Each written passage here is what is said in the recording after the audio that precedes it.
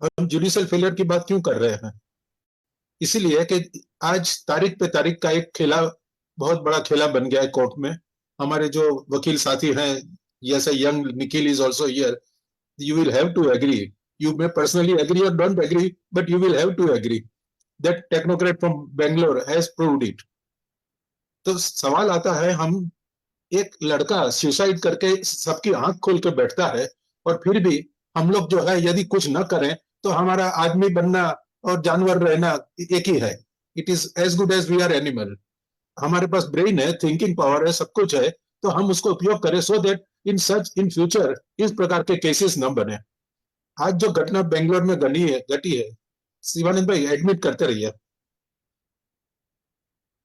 जी या जो उसकी, मैं ट्रेजेडी की डिटेल्स में नहीं जाना चाहता हूं, मगर एक ही चीज जो कहे हम, कि ये फिल्मी डायलॉग जो बना था तारीख पे तारीख, उसका एक क्लासिक एग्जाम्पल है, जीवंत एग्जाम्पल है। 120 दिन, 120 तारीख दी गई 2 साल के अंदर। अब 2 साल के अंदर में पीरियड जो है 365 × 2 आप करिए, तो उसके अंदर 2 साल के अंदर 52 वीक्स, 52 संडेज, वो भी कोर्ट बंद। दूसरे साल 52 संडेज, वो भी कोर्ट बंद। तो आज साल में 200 दिन कोर्ट चलती नहीं है। 400 दिन के अंदर आपने 120 तारीख दी, दैट मीन हर चौथे दिन तारीख। और वो बेंगलोर से जौनपुर आता है, अपियर करता है, वापस बेंगलोर पहुंचता है, फिर दूसरी तारीख। तो ये हेरेसमेंट, और उसने आरोप भी लगाया लड़के ने अपनी सुसाइड में कि उन्होंने पैसे मांगे थे, कुछ अमाउंट भी उन्होंने कहा है, मैं उसको लाख में है, कितने लाख में, मैं उसको नहीं कहना चाहूंगा। तो तारीख पे तारीख की बात उसने यहाँ पे खोल के रखी है। How this is grossly misused by our जजेस, नॉन अदर देन द जजेस। अब केस स्टडी जो बेंगलोर के हैं उसके ऊपर हम बात कर रहे हैं, तो लीगल प्रोसीडिंग, उसके ऊपर सवाल उठता है। मिसयूज ऑफ लीगल सिस्टम, उसमें भी सवाल उठता है। जुडिशियल इंडिपेंडेंस एंड इंटीग्रिटी, वो भी एक सवाल में के घेरे में आता है। और इसके बाद हमें आज मिलकर बात करने के बाद we will have to recommend and write to whom that should also be there. और मैं उसमें रिक्वेस्ट करूंगा हमारे अखिल स्वामी साहब को, प्रोफेसर है, फरीदाबाद में रहते हैं, कि इस मामले में कम से कम सरकार के ज्ञापन देने में हमारे साथ में इसमें लीड करें। तो मैं इससे लीगल रिफॉर्म्स की बात करेंगे तो कचरू साहब अपनी एड्रेस में कहेंगे। एकेडमिशियन साइड में या जो भी कुछ करना हो उसके ऊपर में हम रिक्वेस्ट करेंगे अखिल स्वामी साहब को कुछ recommendation they. He himself is a victim of तारीख पे तारीख। उनके घर के मैटर है, उनके एड्रेस में वो शायद उसको बताएंगे। तो हम इसको ज्यादा डिटेल्स में फर्दर न जाते हुए, आई हैंड ओवर टू शिवानंद भाई टू स्टार्ट द प्रोग्राम। तो विभूति बेन का एड्रेस मैं थोड़ा उनको इंट्रोडक्शन दे दूं। सी इज वुमेन राइट एक्टिविस्ट, पूरे वर्ल्ड में सी इज फेमस। उन्होंने तिरुवनंतपुरम में केरला में एक प्रोग्राम किया था वर्ल्ड का, तो उसके अंदर मेरे ख्याल से कितने हजार कैंडिडेट डेलीगेट्स आए थे फ्रॉम सो मेनी कंट्रीज। तो she is a big voice as far as women right is concern. तो हमारा जो कानून है महिलाओं के ऊपर झुका हुआ है, तो उसके भी एक फायदा कोर्ट लेती है और परेशान करती है लोगों को। तो this is an classic example. तो we would like to hear from you about this particular tragedy, that soft corner towards women also leads to some other consequences. Sivanand bhai, hand over to you. जी बिल्कुल, आपने introduce कर दिया है, तो विभूति madam को बुलाते हैं और वो उनसे हम सुनते हैं इसके बारे में। जी स्वागत है मैडम। या माननीय प्रवीण भाई पटेल, एडवोकेट निखिल त्रिपाठी, श्री राज कचरू जी, प्रोफेसर अखिल स्वामी जी और शिवानंद जी, आप लोगों ने आज जो बहुत महत्व के सवाल पे आज आपने ये मीटिंग रखा है। मेरी पहली बात तो ये है कि कानून महिलाओं के प्रति झुका नहीं है। कानून के इस्तेमाल गलत ये कहा जाता है, वो मैं कहना चाहूंगी। क्योंकि हमारे सामने मालूम है कि वो ही कर्नाटका में जहां ये बड़ी दुखी घटना बनी कि एक 34 साल के आईटी प्रोफेशनल उनको 24 पन्ने का आत्महत्या का नोट लिखना पड़ा, और उन्होंने कहा कि जस्टिस इज ड्यू। ये बात उन्होंने कही। ये बात बहुत एक तरह से हम लोग आज एक पढ़े लिखे, शिक्षित, अच्छे कमाने वाले और आर्टिकुलेट, क्योंकि 24 पन्ने का उन्होंने जो लिखा है उससे उनकी वो एक बहुत समझदार इंसान है, और उनकी वजह से आज सारे देश भर में चर्चा हो रही है कि ऐसा हादसा हुआ, लेकिन इसके सामने हम देखते हैं कि 1984 से 2024 ये 30 साल के अंदर लाखों की तादाद में अलग अलग फैमिली कोर्ट, सेशन कोर्ट और ये सभी में जो केसेस रुके हैं वो भी लाखों की तादाद में है। कितने बहनों को उनका मेंटेनेंस नहीं मिला है, कितने बच्चों की पढ़ाई छूट गई है, कितने वृद्ध जन है कि जिनको रास्ते पे आ जाना पड़ा है, क्योंकि ये कोर्ट में जिस तरह से काम होता है। फैमिली कोर्ट बम्बई शहर में 1984 में आई। 1 साल के अंदर वो फैमिली कोर्ट के अंदर घुसने के लिए वॉचमैन को 50 रुपया, उसके बाद क्लार्क को 100 रुपया, उसके बाद जिस तरह से बहनों को ये किया जाता था। हमने फैमिली कोर्ट के सामने मोर्चा किया था महिला संस्थाओं ने कि जिस तरह 1 साल के अंदर इतना करप्शन कैसे हो गया। तो मुझे लगता है कि हमें 3 चीजें मेरी दृष्टि से बहुत महत्व की है। एक तो जो आज की जो सत्ता के संबंध है उसमें सभी उसके शिकार है, महिलाएं भी है, लड़के भी हैं। हमारे बम्बई में इतने सारे 16 साल के, 18 साल के, 20 साल के यूपी और बिहार के लड़के आते हैं। क्यों भाग के आ गए? क्योंकि मुझे जबरदस्ती उठाया जाने वाले थे लड़की वाले, और मेरी जबरदस्ती शादी होने वाली थी। तो जो फोर्स मैरिज की बात करते हैं उसके शिकार सिर्फ लड़कियां नहीं है, लड़के भी हैं। और यहाँ भी जो अपने गांव में, अपने शहर में वो ज्यादा जिसके पास सत्ता है, जिसमें मसल पावर, माफिया पावर और मनी पावर है, वो लोगों की एक मक्तेदारी बन गई है। ये भी चीज, ये पूरी घटना के अंदर हमें ये ट्रेजेडी देखनी है कि क्यों इस तरह से एक इंसान को इस तरह से उसको, और प्रवीण भाई ने जो माहिती बताई कि कितने सारे उसने कोशिशें की थी, कितने सारे केसेस लड़े थे, वो ये कहा, वो बात हमें रखनी चाहिए। दूसरी बात कि कानून का दुरुपयोग सब करते हैं। हमारे पास ट्रैफिक के कानून है, बहुत लोग मुंबई में देखना 5-6 करोड़ रुपए फाइन्स के मिल जाते हैं क्योंकि सब भी सिग्नल तोड़ते हैं। तो दारूबंदी का कायदा है, ये है, फिर भी हम देखते हैं 100-200 लोग, कभी 700 लोग भी मर जाते हैं गलत प्रकार के नशा करके, क्योंकि वहां अंडरग्राउंड होता है। तो कानून तो अच्छी भावना से होते हैं, उसको तोड़ने वाले उसको तोड़ते हैं। इसका मतलब ये नहीं है कि हमें कानून नहीं चाहिए, कानून चाहिए। कानून का अच्छी तरह से उसका अनुकरण होना चाहिए, उसका इम्प्लीमेंटेशन होना चाहिए। ये एक हमारी बहुत महत्व की बात आती है। दूसरी जो बात उनमें है कि पूरा जो उन्होंने जो हैरेसमेंट, एक्सटॉर्शन और करप्शन, ये पूरी क्रिमिनल जस्टिस सिस्टम के साथ जुड़ी हुई समस्या है। और पुरुष के लिए ये 3 चीज होती है, औरतों के लिए और लड़कियों के लिए एक चौथी चीज भी हो जाती है। यही क्रिमिनल जस्टिस सिस्टम के लोग और जो भी स्थापित हित वाले हैं उसका यौनिक शोषण भी करते हैं। एक मदद मांगने गई औरत किसी से या लड़की किसी से, तो उस पर जातीय शोषण हुआ।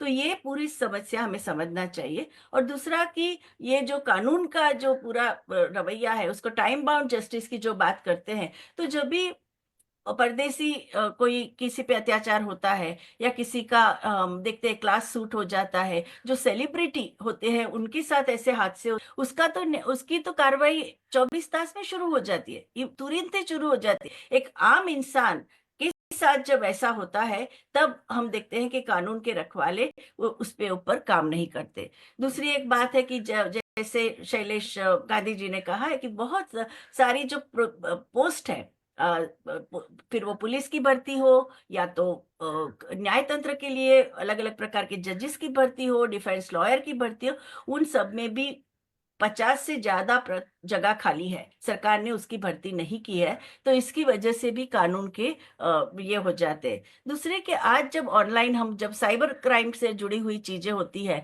या तो महिलाओं के प्रति जो भी अत्याचार होते हैं, उसके लिए जुरिस्डिक्शन नहीं होता है। आप जहां भी हो वहां से आप कानून लड़ सकते हो। तो इसी तरह की जो ये है सभी के साथ होनी चाहिए। ये लड़के को क्यों बार बार बेंगलोर से जौनपुर जाना पड़ा? क्यों वो ऑनलाइन ये, क्योंकि आज हम देखते हैं जो वकील लोग बताते हैं आज जज साहब नहीं आ रहे और उन्होंने कहा है कोर्ट में नहीं आऊंगा, ऑनलाइन ले लो। तो आज हम देखते हैं 5 साल के अंदर बहुत सारे जजेस ऑनलाइन इंक्वायरी भी लेते हैं। तो ऐसी जो सुविधा है वो नौकरी पेशा इंसान को भी देनी चाहिए। एक इंसान को यदि बैंगलोर से जौनपुर जाना पड़े, उसके 5 दिन खत्म हो जाएंगे। कितनी ऑफिसेज आज के जमाने में कि जो 5 कैजुअल लीव देगा। मैं खुद सरकारी कर्मचारी रह चुकी हूँ, 1 या 2 दिन से ज्यादा सीएल मिलती ही नहीं है, और बार बार आप छुट्टी लेते हो तो आपकी नौकरी भी चली जाती है। तो अलग अलग प्रकार की असुरक्षा आज की व्यवस्था ने की है, कार्यस्थल की असुरक्षा, परिवार की असुरक्षा। एक जमाना था कि परिवार वाले या तो रिश्तेदार या अपनी कम्युनिटी के बड़े बुजुर्ग लोग पंच की तरह आते थे, सबको समझाते थे, दोनों दोनों पार्टियों में सुलह कराते थे। आज वो यंत्रणाएं नहीं रही है। आज हम एक दूसरे से बहुत अलग हो गए हैं, और जो एक पूरा नियो लिबरल व्यक्तिवादी लॉजिक है, वो तर्क के मुताबिक सब अपना अपना ही देखता है, दूसरे क्या क्या देखता ही नहीं है। दूसरी बात कि कभी भी नारी संस्थाओं ने जो औरत हर एक प्रकार का कुछ भी करना ही नहीं चाहती, सिर्फ ब्लैकमेल करके पैसा ऐंठना चाहती है, इसे कभी भी हमने सपोर्ट नहीं दिया है। हमें हमें हम नारी संस्थाओं ने हमेशा समझाया है कि हमें कानून को और अपने निजी जीवन को एक नैतिक मूल्यों के साथ ये करना है। हम पुरुष विरोधी नहीं हैं, हम स्त्री स्त्री के अन्याय के खिलाफ है, ये बातें भी बार बार समझाई है। आज हमारे देश में मावा नाम की संस्था, man against violence of women against women करके संस्था है, पुरुष वाचन नाम की संस्था है पुणे में, जो सप्ताह में एक दफा पुरुषों के साथ भी मदद करता है। आज की जो स्ट्रेसफुल लाइफ है, बहुत ही कठिनाइयों के साथ अकेले अकेले हम बहुत सारे विरोधी और विघ्नकारी परिबलों के साथ जुड़ते हैं। तो it is very important to create our own community. This is a very good example why this boy, 34-year-old boy, had to end his life. He had nobody trustworthy to talk to, either among his colleagues, his family members, his elders, his people in the community. Why he did not have it? ठीक है, पत्नी का परिवार उसके खिलाफ था, लेकिन दूसरे लोग तो हैंड होल्डिंग के लिए थे ना। तो ये प्रकार की जो जो 1980 और 90 के दायके में थी कि ड्रॉप इन सेंटर्स हुआ करते थे, कोई भी इंसान तकलीफ में है वो आ जाए, बातें करे, अपने दिल को हल्का करे, और उनका मानसिक स्वास्थ्य बना रहे, ताकि उन्हें अपने जीवन को अंत न लाना पड़े। तो मेरी दृष्टि से ये 3 चीज है, एक तो कानून और कानून तोड़ने वालों के प्रति हमारी सख्ती और दायित्व।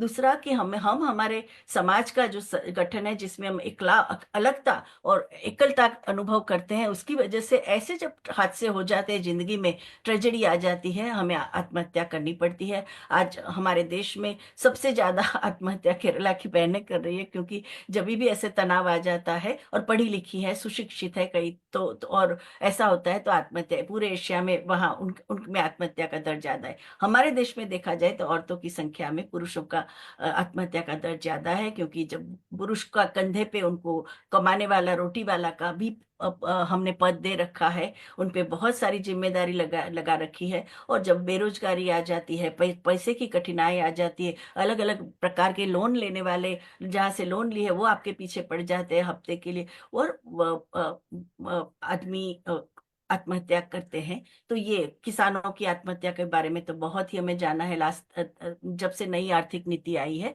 तो ये सब सवालों के लिए मुझे लगता है कम्युनिटी का सॉल्यूशन है, सिर्फ कानून का नहीं। कानून चाहिए हाँ, लेकिन साथ में civil society organization, human rights organization, senior citizens organization, ये सभी लोगों को भी ये मानसिक स्वास्थ्य की समस्या को लेना चाहिए। पहली दफा हमारी सरकार ने कोविड के बाद 740 करोड़ मानसिक स्वास्थ्य के लिए यूनियन बजट में डाला है, मतलब कि एक्नॉलेज, सभी स्वीकारा है कि ये बहुत बड़ी समस्या है। और ये कभी एग्जाम एंजाइटी के बारे में, अब कभी भी रिजल्ट आता है, ऑनलाइन रिजल्ट आता है, बहुत बच्चे आत्महत्या करते हैं। तो अभी उसके बारे में भी अब एक जागरूकता आ गई है कि कभी भी उनको, कोई भी स्टूडेंट को अकेले में अपना रिजल्ट मत देखने दो, यदि वो देखेगा तो तुरंत ये करेगा। तो ये सब चीजें कॉलेजेस वगैरह ने भी शुरू कर दिए हैं, स्कूल में भी शुरू कर दिए हैं, और ऑनलाइन टेक्नोलॉजी की वजह से भी जो एक दूसरों के साथ दोस्ती कम हो गई है, बातें करना कम हो गया है, तो इसकी वजह से भी एक वो ऐसे हादसे बढ़ते रहते हैं। तो हमें मल्टीफेसेटेड अप्रोच, बहुमुखी अभिगम लेना पड़ेगा। एक तो कि जो जो कानून है, कानून में ये जो बात कि क्यों हर वक्त जैसे औरतों को सुविधा दी गई है कि आप जहां भी हो वहां से केस कर सकते हो, मतलब कि आप पहले ससुराल में रहते थे, अभी नैहर में आ गए तो नैहर के पुलिस स्टेशन में भी केस कर सकते हो। और अभी जीरो एफआईआर है, वो फैसिलिटी पुरुषों को भी देनी चाहिए कि क्योंकि उनको बार बार छुट्टी लेके इतना लंबा सफर न करना पड़े तारीख के लिए। और दूसरा कि स्पीडी जस्टिस जो यहाँ का अपना मकसद है, ये फोरम का ही, फोरम फॉर फास्ट जस्टिस, उसको मैं पूरी तरह से उनको मैं आज वंदन करती हूँ कि उन्होंने ये सवाल को उठाया, क्योंकि ये बहुत ही महत्व के चैलेंज हमारे आज के समाज में आ गई है और इसीलिए हमें सबको साथ मिलकर जूझना पड़ेगा। और यहाँ किसी एक की तरफदारी का सवाल नहीं आता है। स्त्री पुरुष दो पहियों के दो, एक रथ के दो पहिए हैं, दोनों को एक समन्वय के साथ और एक दूसरे के प्रति आदर के साथ जीना है। वो हमारा लंबे अरसे का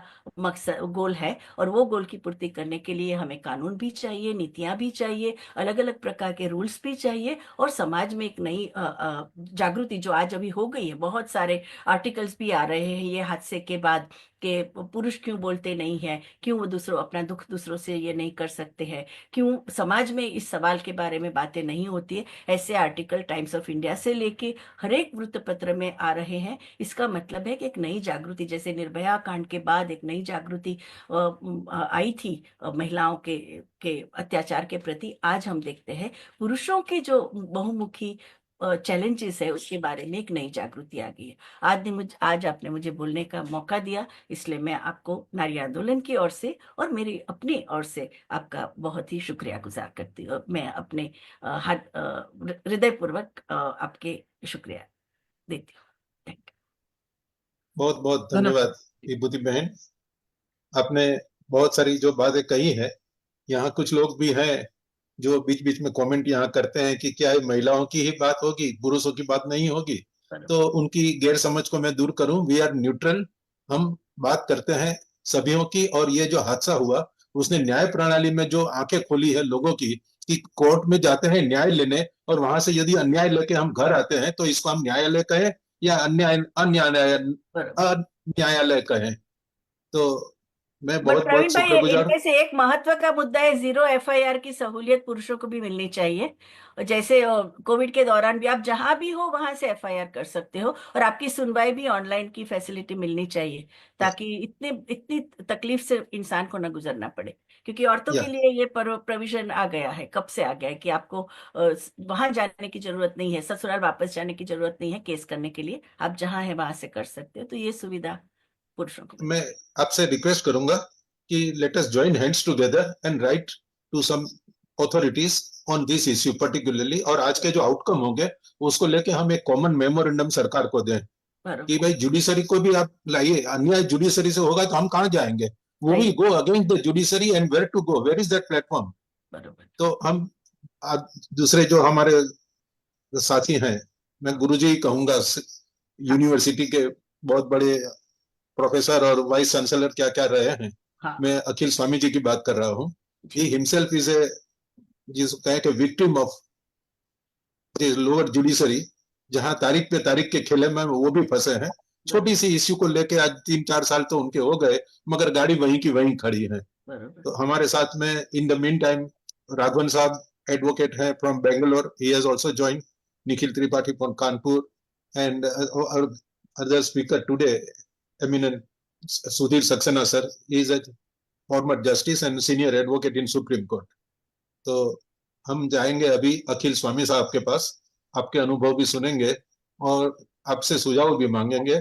और विभूति जी ने जो कहा कि हम जीरो एफआईआर पुरुषों के लिए भी चाहते हैं, तो let us work together irrespective of gender, male और female, let us make a common memorandum. Akhil Swami sir, स्वागत है। कि हम पत्र लिख देंगे, मेमोरेंडम लिख देंगे, हम कोशिश करेंगे, लेकिन असली मुद्दा यह है जो मैं समझता हूं, क्या सरकार चाहती है कि वो सुधार करे? क्या ये सरकार को और समाज को नहीं पता था, ये कोर्ट्स को नहीं पता था, ये सारी दुनिया को नहीं पता था कि दलितों पे अत्याचार भी होता है और दलित एक्ट जो बना है उसका दुरुपयोग भी होता है? क्या ये जनता को, समाज को नहीं पता था कि औरतों पे अत्याचार भी होता है और औरतों पे अत्याचार के नाम पे शोषण भी होता है?